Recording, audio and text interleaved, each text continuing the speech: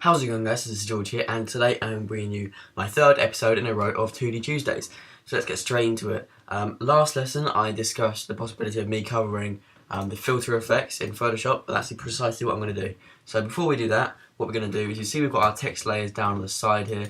What we're going to do is we're going to select both of them, holding the Shift key and clicking both of them, then hitting Command or Control J to duplicate them. This will only work if you're in Photoshop CS6. You have to do it in CS5 or any other version, right click and then go duplicate layers there.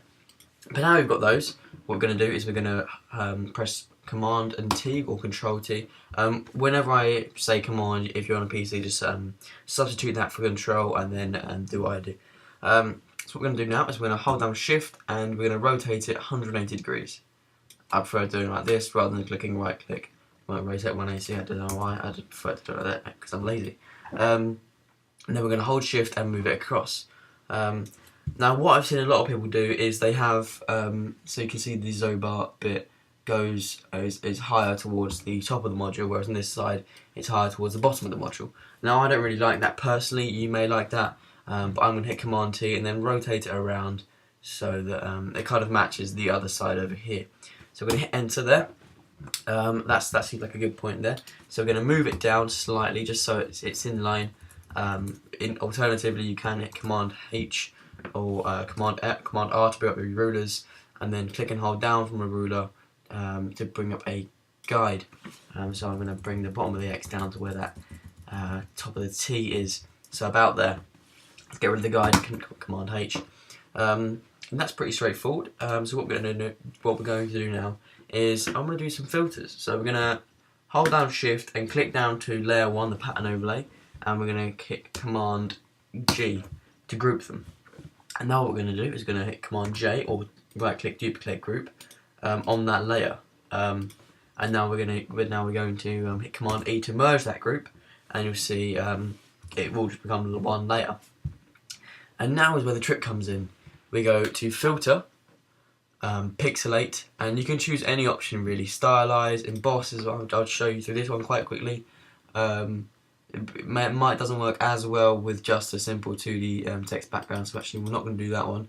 We're going to go Filter, Pixelate, let's go Fragment. This one's always quite nice.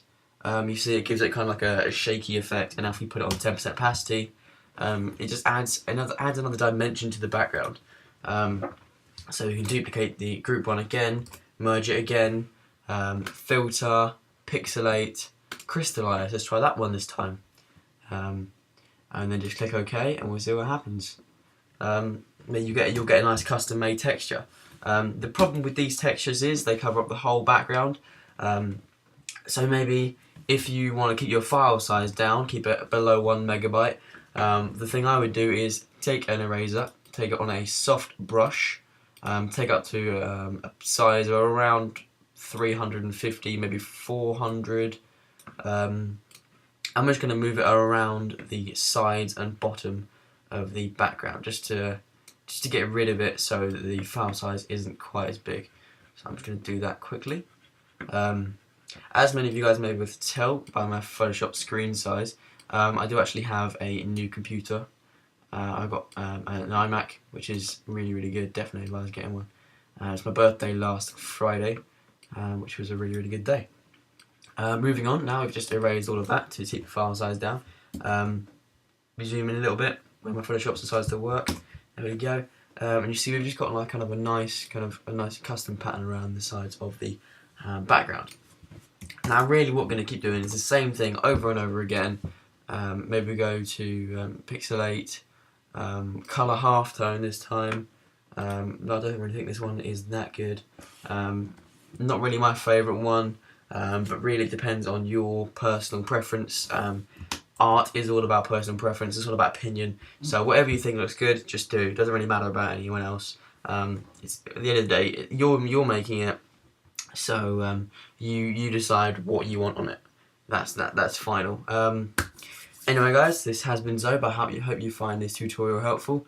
If you want any other tutorials, just drop a comment below. I'm not really expecting too many comments, as I say. I said I was going to do this one, so I've done it. But drop a comment if you've got a specific tutorial you want me to cover, and the likelihood is I'll probably end up covering it.